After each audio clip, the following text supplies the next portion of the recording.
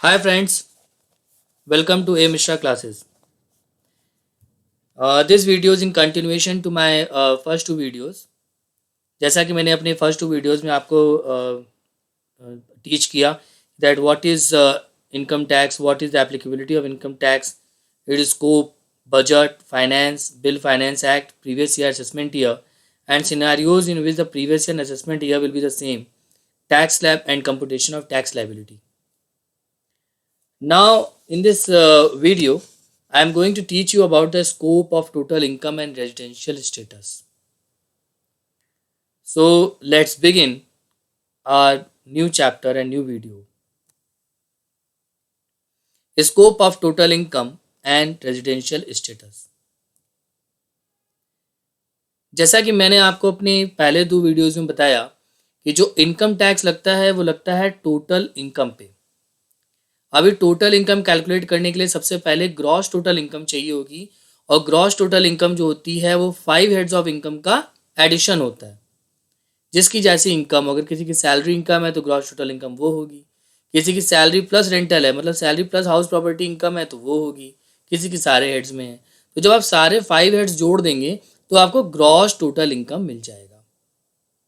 अभी gross total income से आप deduction under section 80C to 80U जब लेस करेंगे तो आपको टोटल इनकम मिलेगा और इस टोटल इनकम पे टैक्स लगता है। तो अभी अगर हम पढ़ें कि what is gross total income, तो वो होता है salaries, house property, capital gain, PGBP, income from other sources. ये 5 हेड्स को जो अब आप ऐड करेंगे तो वो निकलेगा ग्रॉस टोटल इनकम। उसमें से deduction under section 80C to 80U जब आप डिडक्ट कर देंगे तो आएगा total income. GTI minus deduction is total income, and total income is very important because tax is calculated on this total income. Total income SSC की आप तब तक नहीं निकाल सकते जब तक आपको उसका रेजिडेंशियल स्टेटस ना पता हो कि पिछले साल में यानी कि प्रीवियस ईयर में एक एसएससी का रेजिडेंशियल स्टेटस क्या था। Residential status of the assessee can either be residential in India or non resident in India. Assessee का स्टेटस दो ही हो सकता है, या तो वो इंडिया का रहने वाला होगा या इंडिया का नहीं रहने वाला होगा। यहाँ पे सिटीजनशिप की बात नहीं करी गई, यहाँ पे रेजिडेंशियल स्टेटस की बात की गई कि वो कब तक यहाँ रहा इंडिया में। तो या तो एसएससी इंडिया में रेजिडेंशियल इन इंडिया होगा या नॉन रेजिडेंट इन इंडिया होगा। Person can be citizen of India, citizen हो सकता है, पर रेजिडेंशियल स्टेटस वो हमारा डिपेंड करेगा कि वो कितने दिन इंडिया में रहा। तो एसएससी या तो रेजिडेंशियल इन इंडिया है या तो नॉन रेजिडेंशियल इन इंडिया है। इंडिविजुअल एचयूएफ, उनको सिर्फ हम रेजिडेंट नहीं कह सकते। इंडिविजुअल एचयूएफ का सबसे पहले तो हम ये पता लगाएंगे ही कि वो रेजिडेंट थे या नहीं थे, रेजिडेंशियल थे या नॉन रेजिडेंट थे। पर अगर वो रेजिडेंट थे तो हमें ये भी पता करना पड़ेगा कि वो रेजिडेंट एंड ऑर्डिनरी रेजिडेंट थे या फिर resident but not ordinary resident थे। ये सिर्फ और सिर्फ इंडिविजुअल और एचयूएफ के केस में ही होगा। अदर कैटेगरीज ऑफ पर्सन में या तो वो रेजिडेंट होंगे इंडिया में या फिर वो नॉन रेजिडेंट इंडिया में होंगे, उनके लिए कोई भी फर्दर क्लासिफिकेशन नहीं होगा।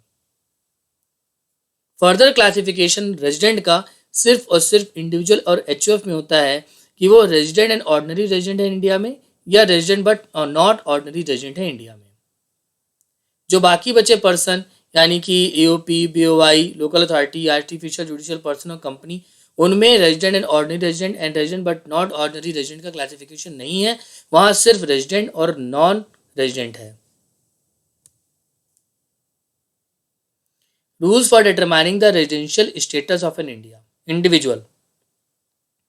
अब इंडिविजुअल रेजिडेंट था या नहीं था ये देखने के लिए सबसे पहले इंडिविजुअल को दो पार्ट में बांटा जाएगा। एक है ordinary resident and not ordinary resident और दूसरा है नॉन रेजिडेंट।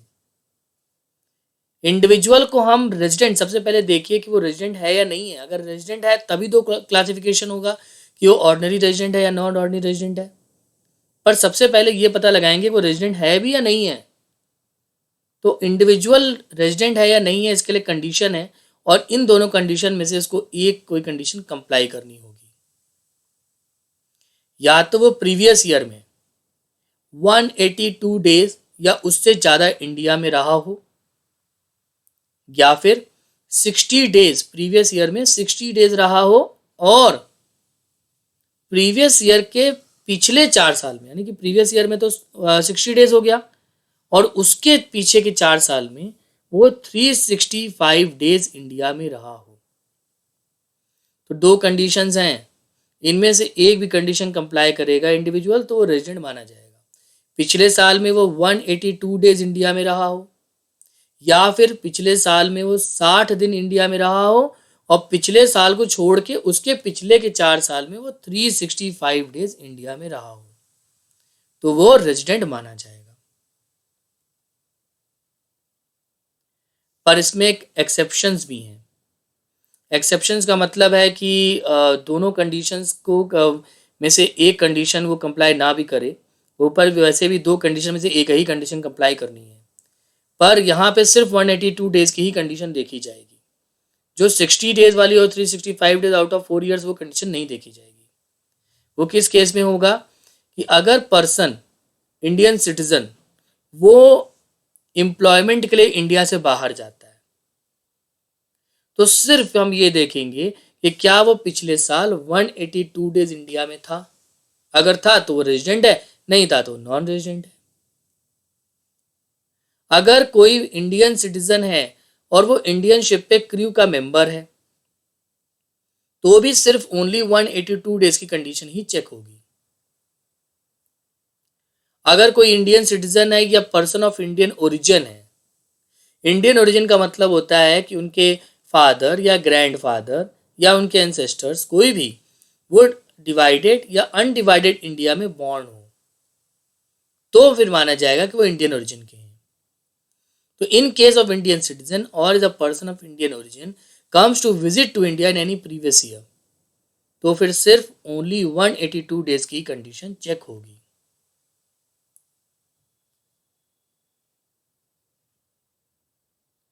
अब इंडिविजुअल का हम लोगों ने ये तो पढ़ लिया कि वो रेजिडेंशियल है या नहीं है। उस स्टेटस को जानने के लिए हम लोगों ने देखा कि भाई पिछले साल वो 182 डेज थे या नहीं थे, या फिर वो 60 डेज पिछले साल में थे और उसके पिछले 4 सालों में 365 डेज थे। अगर थे और एक भी कंडीशन कंप्लाई हुई तो वो रेजिडेंट माने गए। अभी ये पता चल गया कि वो रेजिडेंट है, तो इंडिविजुअल और एचयूएफ में वो फर्दर क्लासिफाइड होते हैं रेजिडेंट एंड ऑर्डिनरी रेजिडेंट में।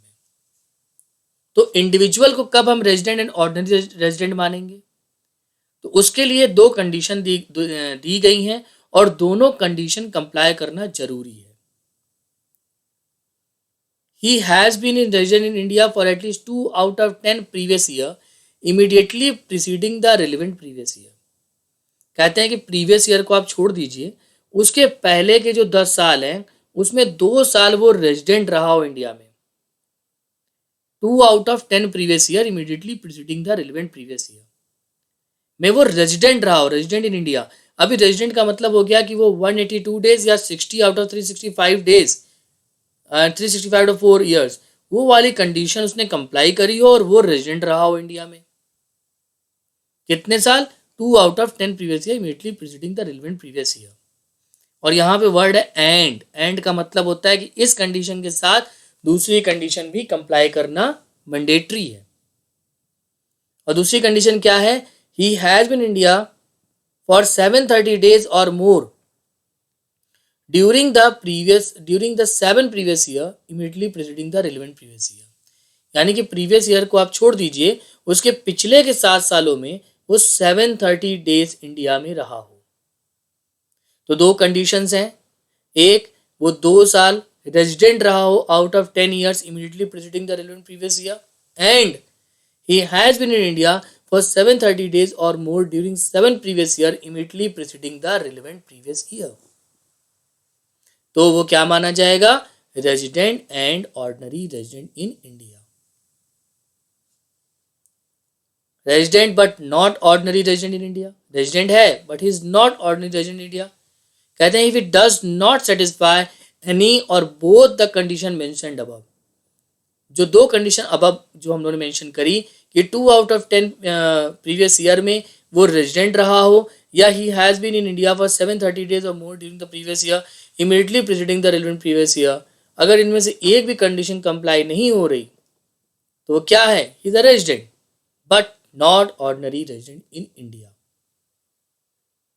Non resident in India when does not satisfy none of the condition mentioned for resident, जब रेजिडेंट के लिए यानी कि 182 days in the previous year और 60 days in previous year and 365 days out of 4 preceding previous year immediately preceding the previous year, उसमें वो condition एक भी कंप्लाई नहीं हो रही है तो क्या मानेंगे उसे नॉन रेजिडेंट मानेंगे, क्योंकि रेजिडेंट मानने के लिए एक भी कंडीशन अगर कंप्लाई हो जाती तो वो रेजिडेंट हो जाता. इसलिए अगर दोनों कंडीशन कंप्लाई नहीं हो रही तो क्या मानेंगे उसे, नॉन रेजिडेंट.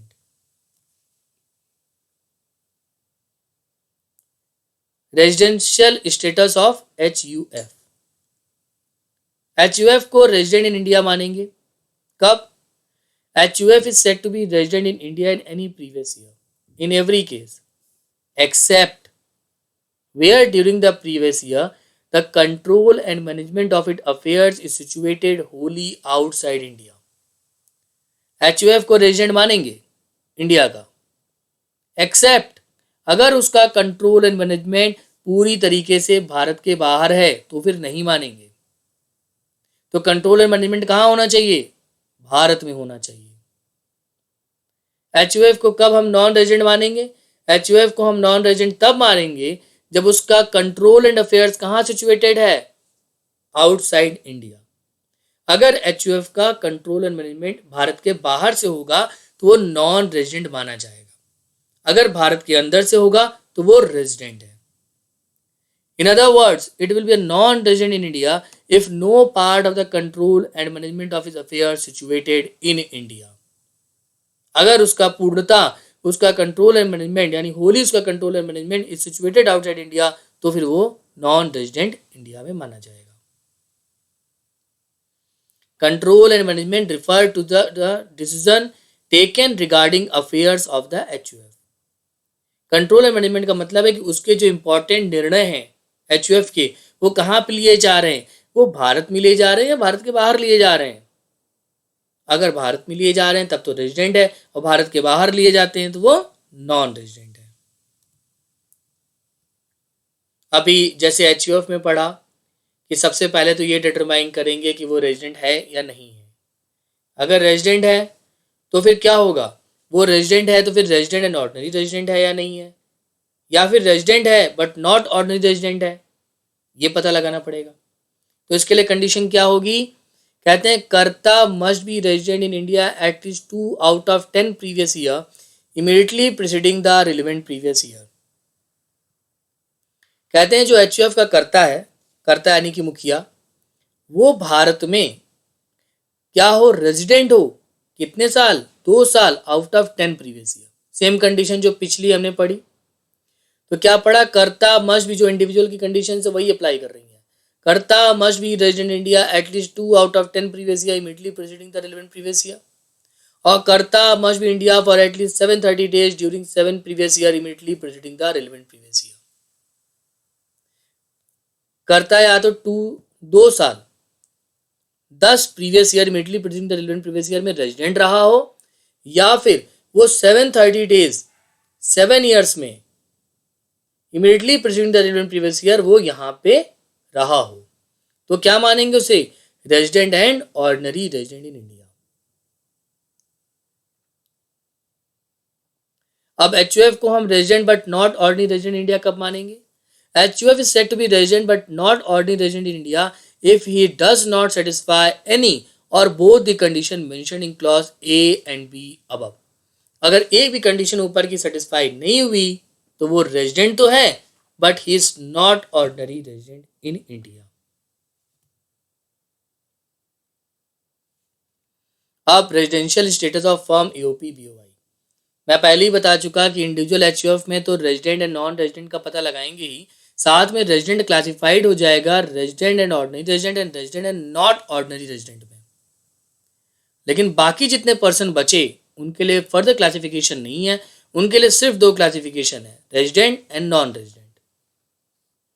अभी रेजिडेंट है, a firm AOP sector is said to be resident in India in any previous year in all cases except where during the control and management of its affairs is situated wholly outside India। कहते हैं अगर firm AOP है उसको resident तभी मानेंगे India में जब उसका कंट्रोल एंड मैनेजमेंट होली यानी कि पूर्णता कहाँ पे है, भारत में है, तब तो मानेंगे कि भाई वो रेजिडेंट है। अगर उसका कंट्रोल एंड मैनेजमेंट, उसका अफेयर सारा का सारा बाहर से हो रहा है, इंडिया के बाहर से है, तो क्या मानेंगे, उसे नॉन रेजिडेंट मानेंगे। फर्म है, फर्म में क्या होता है, पार्टनर्स होते हैं। अभी पार्टनर्स क्या है कि इंडिया में विजिट करते रहते हैं फ्रिक्वेंटली और सारी मीटिंग्स जो है फर्म की वो कहाँ पे होती हैं, वो इंडिया में होती हैं। तो फर्म को क्या मानेंगे, रेजिडेंट इन इंडिया। यहाँ पे यही चीज लिखी है, in case of firm the control and management is in the hand of partners if the partners generally meet in India regarding the affairs of the firm then the firm is said to be resident in India। अभी non resident in India, तो सीधी सी बात, if the control and management of the affairs of this entities is wholly out of India then the firm is said to be non resident. अगर उसका control and management क्या है, कहाँ है, पूर्णता, पूर्णता मतलब होली आउट ऑफ इंडिया है, तो क्या है ये नॉन रेजिडेंट है। In other words, to be non resident no part of the control and management should be in India. India में उसका कोई भी कंट्रोल एंड मैनेजमेंट नहीं होता, सारे इफेक्टिव डिसीजंस बाहर से लिए जाते हैं, तो क्या है वो नॉन रेजिडेंट है। अभी residential status of a company, company भी दो ही, या तो रेजिडेंट या तो नॉन रेजिडेंट, फर्दर क्लासिफिकेशन नहीं। कंपनी के केस में रेजिडेंट या नॉन रेजिडेंट, रेजिडेंट है तो कब मानी जाएगी रेजिडेंट, जब वो इंडियन कंपनी है। प्लेस ऑफ इफेक्टिव मैनेजमेंट यानी कि उसके जो की मैनेजमेंट हैं या कमर्शियल डिसीजंस हैं वो इंडिया में लिए जाएं, तो क्या है वो इंडियन कंपनी है, it is a resident. Indian company है, place of active management in India है, तो वो रेजिडेंट है। कंपनी का स्टेटस क्या है, रेजिडेंट। अगर वो कंपनी नॉन इंडियन कंपनी है एंड उसका जो इफेक्टिव मैनेजमेंट है, जो प्लेस ऑफ इफेक्टिव मैनेजमेंट है वो कहाँ है, इंडिया के बाहर है, तो क्या है वो नॉन रेजिडेंट है।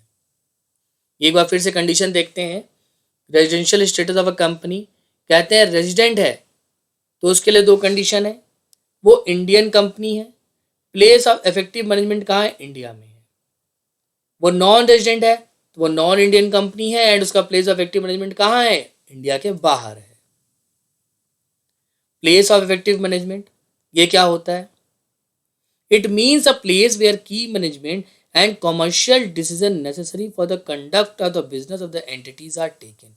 कहते हैं कि वो प्लेस है, प्लेस ऑफ इफेक्टिव मैनेजमेंट वो जगह है जहाँ पे की मैनेजमेंट और कॉमर्शियल डिसीजंस लिए जाते हैं।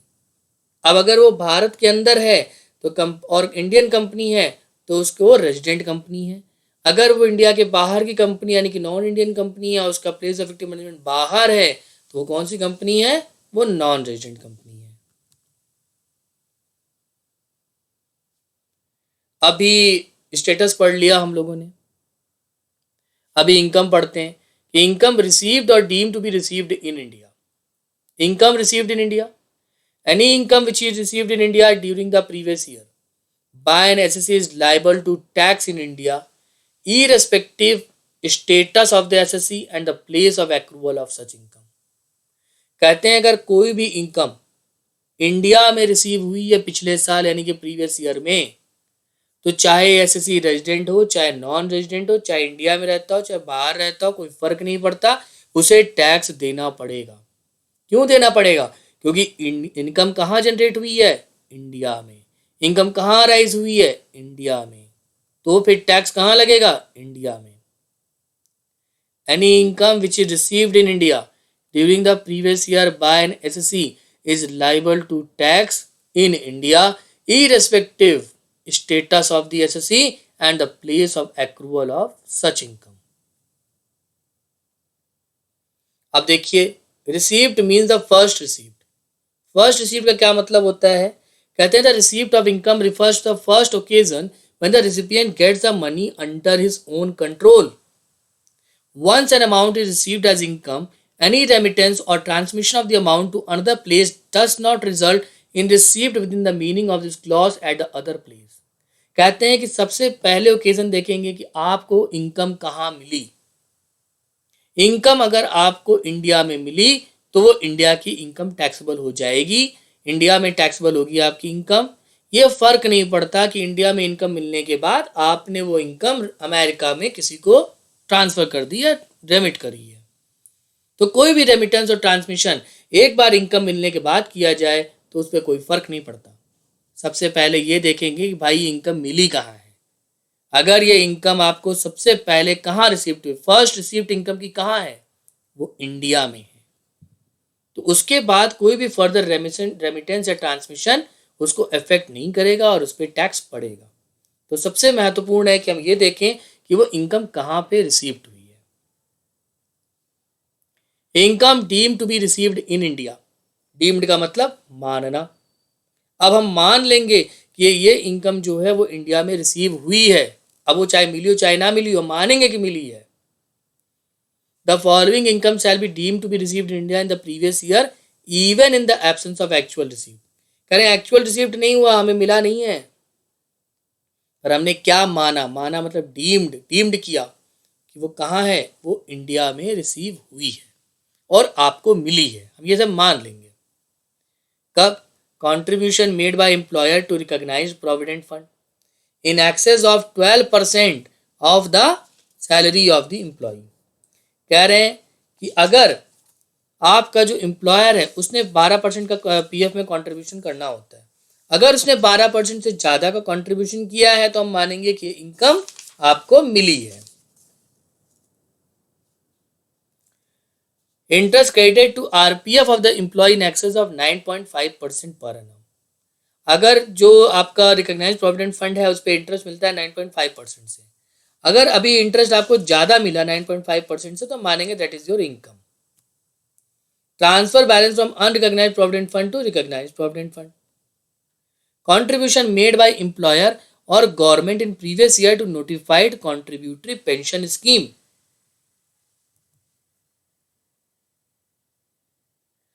अभी देखेंगे कि इनकम विच एक्रू और arise in India or is deemed to accrue और अराइज इन इंडिया.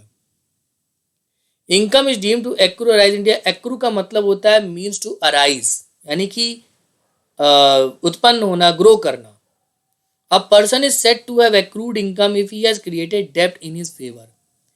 डेब्ट इन हिज फेवर का मतलब हो गया कि कोई इनकम है वो ड्यू तो हो गई पर उसे मिली नहीं है, तो वो होता है एक्रू.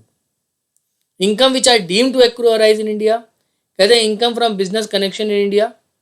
अगर कोई इनकम है वो आपका कोई एनआरआई है और उसका बिजनेस इंडिया में चलता है एजेंट के द्वारा, तो हम क्या मानेंगे कि वो इनकम क्या है, वो इंडिया में जनरेट हुई है. Income from any property asset or source of income situated in India. अभी देखिए क्या कह रहे हैं. अगर मान लीजिए कोई आपकी प्रॉपर्टी है, एसेट है और इनकम उसकी जो इंडिया में जनरेट हो रही है, तो क्या मानेंगे कि भैया ये भी इनकम है.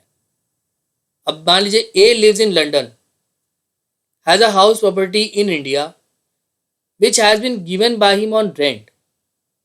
Rent derived by R shall be taxable in India whether such rent received in India or outside India as the house property situated in India.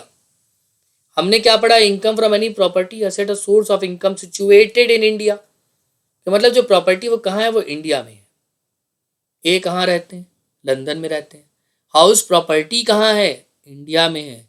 उस हाउस प्रॉपर्टी पे क्या होता है, रेंट आता है. ठीक है, हाउस प्रॉपर्टी कहाँ है, इंडिया में है, उस पर रेंट यानी इनकम जनरेट हो रही है. अब वो रेंट चाहे इंडिया में मिले चाहे बाहर मिले, वो क्या होगा, वो टैक्सेबल मानी जाएगी, वो इनकम मानी जाएगी. Income from any capital asset situated in India. Income which fall under the head salaries if it is earned in India. Services rendered in India through it may be paid in India और outside India. कहने कोई NRI है, उसने अपनी services दी हैं, India में दी हैं और उसको इनकम जनरेट हुई है यहाँ पे, तो क्या होगा, चाहे उसकी सैलरी हम इंडिया में दे दें या फिर बाहर रेमिट कर दें, वो क्या होगा, वो टैक्सेबल हो जाएगी, वो इनकम मानी जाएगी. Salary payable by the government to an Indian citizen or national for services rendered outside India. अगर कोई इंडियन सिटीजन है, वो रेजिडेंट है या एनआरआई है उसको गवर्नमेंट क्या करती है कि उसको कोई सर्विस के अगेंस्ट में सैलरी वगैरह देती है, तो क्या है, that is a income arise in India मानी जाएगी। गवर्नमेंट इंटरेस्ट देती है, अब ये इंटरेस्ट पेबल बाय गवर्नमेंट है या person who is resident in India. A person who is non resident India provided interest is payable in respect of money borrowed and use of business carried on in India, तो वो भी taxable है। Royalty payable by government और a person who is resident in India. A person who is non-resident in India provided royalty is payable in respect of right information property used for the business or profession carried on in India or earning any income from source in India। अभी क्या था, हमने ऊपर पढ़ा कि interest payable है, कोई money borrowed हुआ, बिजनेस प्रोफेशन किया गया, कहाँ किया गया, इंडिया में किया गया, तो वो भी डीम्ड इनकम है। रॉयल्टी पेबल है, कोई भी गवर्नमेंट द्वारा दिया जा रहा है या किसी रेजिडेंट इंडियन के द्वारा दिया जा रहा है। और a person who is non-resident in India provided royalties payable in respect of right information property used for the business profession carried on in India or earning any income from source in India, वो भी taxable है। Fees for technical services, that is also taxable। Deemed accrual of gift made to non-resident, अभी non-resident को कोई gift दिया गया, तो कहते हैं income arising outside India being any sum of money exceeding ₹50,000 paid on after 5/7/2019 by a person resident in India to a non-resident not being a company shall be deemed to accrue or arise in India। कह रहे हैं कोई resident Indian ने किसी non resident को gift दिया है, जिसकी जो गिफ्ट की जो वैल्यू है या जो सम ऑफ मनी जो उसने दिया है वो 50,000 रुपये से ऊपर है और वो 5 जुलाई 2019 के बाद है, तो क्या होगा, हम मानेंगे कि वो इनकम इंडिया में जनरेट हुई है और उस पर वो टैक्सेबल हो जाएगा। वैसे इस पे एक एग्जम्पशन है सेक्शन 56 सबसेक्शन 2 सबसेक्शन 10 का, जिसपे गिफ्ट एग्जेम्प्ट हो जाता है। Now it's time for a multiple choice questions. अभी जितना मैंने पढ़ा उसे की और क्लैरिटी के लिए इट्स वेरी एसेंशियल कि हम मल्टीपल चॉइस क्वेश्चन सॉल्व करें। Let's begin.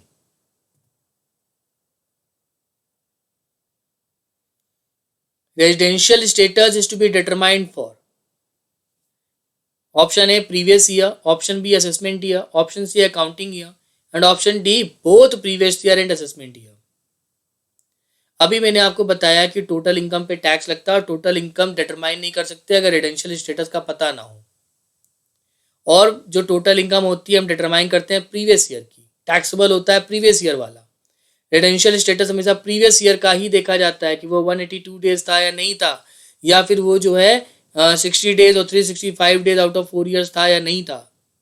तो हमारा आंसर क्या होगा, answer A previous year. Income which accrue और arise in India but are received directly into India are taxable in case of. सबसे पहले मैंने आपको बोला है कि जो फर्स्ट रिसीप्ट है हम वो देखेंगे कि वो कहाँ पे हो रही है। क्वेश्चन क्या है, income which accrue arise outside India यानी कि बाहर है, but are received directly into India. अगर इंडिया में वो मिल रही है इनकम, फर्स्ट रिसीप्ट कहाँ हुआ, इंडिया में हुआ, तो टैक्सेबल कहाँ होगा, इंडिया में होगा। वो कह रहे हैं वो किसके हाथ में भी टैक्सेबल होगा, रेजिडेंट में, या both ordinary resident and non ordinary resident में, या नॉन रेजिडेंट में, या ऑल दी एसएससी। तो आंसर क्या होगा, all the assessee. Income deemed to accrue और arise in India is taxable in case of. अभी इनकम कहाँ पे एक्रू या अराइज हो रही है, इंडिया में। अब अगर इंडिया में हो गई तो ऑप्शन ए क्या है, रेजिडेंट ओनली, ऑप्शन बी है both ordinary resident and not ordinary resident, option C is non resident and D all the SSC. भाई इनकम कहाँ जनरेट हुई है, कहाँ पे एक्रू अराइज है, इंडिया में। और हम पहले ही पढ़ चुके कि अगर इंडिया में कोई इनकम एक्रू अराइज होती है वो टैक्सेबल कहाँ होगी, वो इंडिया में होगी।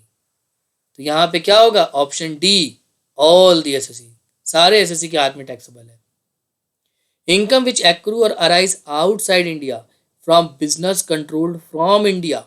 अभी मैंने कहा कि उसका जो इफेक्टिव मैनेजमेंट है वो कहाँ है, वो इंडिया में है। अगर वो इफेक्टिव मैनेजमेंट इंडिया में है तो टैक्सेबल कहाँ होगी, इंडिया में होगी। अब इंडिया में होगी तो सबके हाथ में टैक्सेबल हो जाएगी। तो यहाँ क्या है, resident only, not ordinary resident only, both ordinary resident and not ordinary resident, all the assessee. तो आंसर है both ordinary resident and not ordinary resident. Income which accrue और arise outside India and also received outside India is taxable in case of. Income कहाँ accrue arise है, outside India. Income मिली कहाँ है, outside India, जब सब कुछ बाहर है। ठीक, तो अगर पर्सन रेजिडेंट है इंडिया का तो फिर तो वो टैक्सेबल होगा क्योंकि वो उसकी इनकम मानी जाएगी। परंतु अगर वो नहीं है रेजिडेंट तो क्या होगा, तब वो टैक्सेबल नहीं है। तो ऑप्शन देखिए, ऑप्शन ए क्या है, रेजिडेंट ओनली, ऑप्शन बी है not ordinary resident, option C है both ordinary resident and not ordinary resident, option D है नन ऑफ द अबव। तो आंसर क्या होगा, answer A, resident only. Total income of person is determined on the basis of his. मैंने starting में ही आपको बताया कि जो टोटल इनकम है वो हमेशा रेजिडेंशियल स्टेटस इन इंडिया के बेसिस पे रहता है। तो यहाँ पे ऑप्शन ए क्या है, residential status in India, option B है citizenship in India, option C है none of the above, option D है बोथ ऑफ द अबव। तो आंसर क्या होगा, answer A, residential status in India. Citizenship से कोई फर्क नहीं पड़ता। अभी 7th देखिए, R was born on 5th April 1991 in India and later on took the citizenship of USA. Neither his parent nor his grandparents were born in divided or undivided in India, or in this case shall be.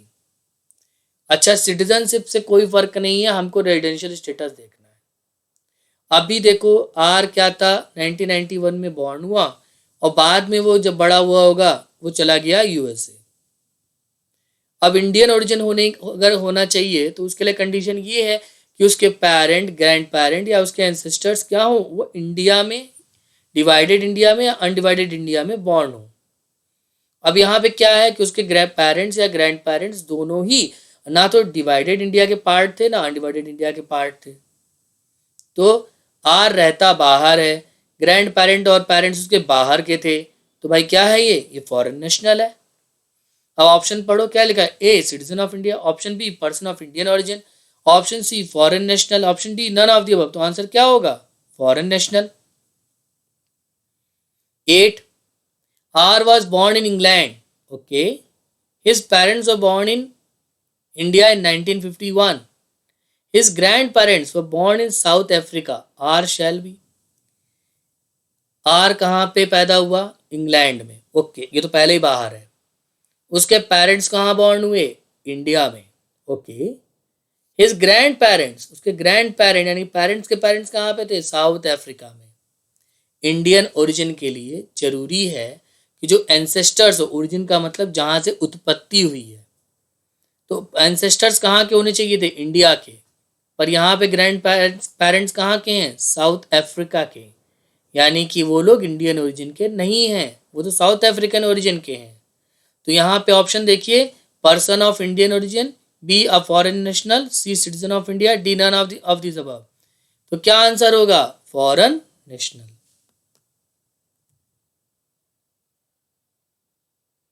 R Limited is an Indian company. Okay, it is an Indian company whose place of effective management is situated outside India. R Limited shall be. यहाँ पे थोड़ा सा गलत हो गया है, typo error है इसमें। एक्चुअली क्या है, यहाँ पे effective management situated in India होना चाहिए। तो यहाँ पे क्या कह रहे हैं कि R Limited is an Indian company whose place of effective management is situated in India. अच्छा, आर इंडियन कंपनी है। ओके, आर का इफेक्टिव मैनेजमेंट कहाँ है, इंडिया में है। दोनों ही चीजें हो गई। तो ये कंपनी क्या है, it is a resident in India. तो ऑप्शन देखिए, A resident India, option B non resident India. Non resident India में क्या होता है कि company is a non Indian company and place of active management कहाँ है, it is outside India. Not ordinary resident in India, ये classification होता ही नहीं है कंपनीज के केस में। Resident and ordinary resident India, ये भी क्लासिफिकेशन नहीं होता। तो सी डी तो ऐसे ही कट गए। और ए बी में जब चेक करना हो तो आप देखिए इंडियन कंपनी और प्लेस ऑफ इफेक्टिव मैनेजमेंट कहाँ है, इंडिया में है। तो क्या होगा आंसर, इसका आंसर होगा A, resident in India. 10th question देखिए, where a non resident has a business connection in India but its operations are confined to purchase of goods in India for the purpose of export, such income shall. भैया purchase करना ये non resident के लिए एक expenditure है और Indian के लिए इनकम है। परंतु यहाँ क्वेश्चन क्या कह रहा है कि पूछ रहा है कि नॉन रेजिडेंट की इनकम मानेंगे कि नहीं। ध्यान से पढ़िए एक बार, where a non resident has a business connection in India but is operations are confined to purchase of goods in India for the purpose of export, such income शैल।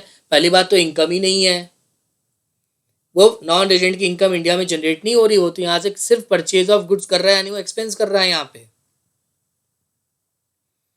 तो क्या होगा इसका आंसर, कहते हैं ऑप्शन ए देखिए, being taxable India is deemed to accrue arise in India, not be taxable India it is shall not be deemed to accrue arise in India, be taxable it is accrue arise in India, be taxable in all cases. तो option B, not be taxable in India as it shall not be deemed और accrue arise in India, क्योंकि अगर वो खरीदता और बेचता तो income generate होती, यहाँ तो वो सिर्फ खरीद के ही चला गया, तो फिर उसने बेचा नहीं तो कोई इनकम जनरेट नहीं हुई। तो आंसर इज बी।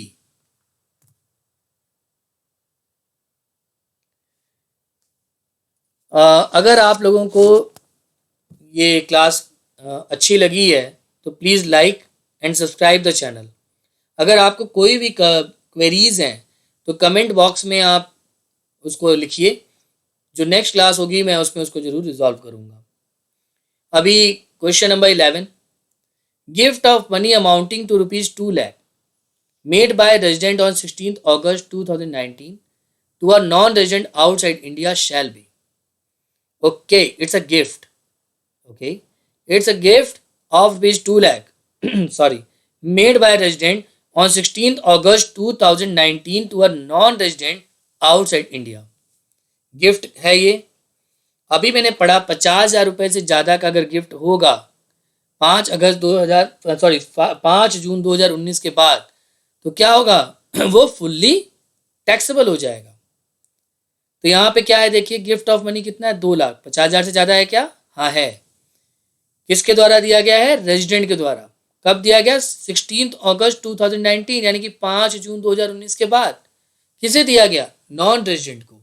ओके, तो इस केस में क्या होगा, वो पूरा का पूरा टैक्सेबल हो जाएगा in the hand of non resident. तो ऑप्शन देखिए, A exam, answer B fully taxable in the hand of resident, answer C option C taxable to the extent of ₹1,50,000 and option D fully taxable in the hand of non resident. तो answer क्या होगा, fully taxable in the hand of non resident, that is answer D.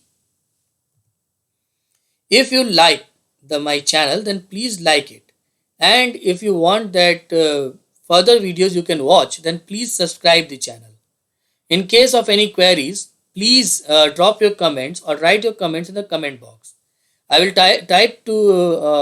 try to resolve all your comments and queries in the next class. Thanks for watching this channel. Thank you so much. Thank you.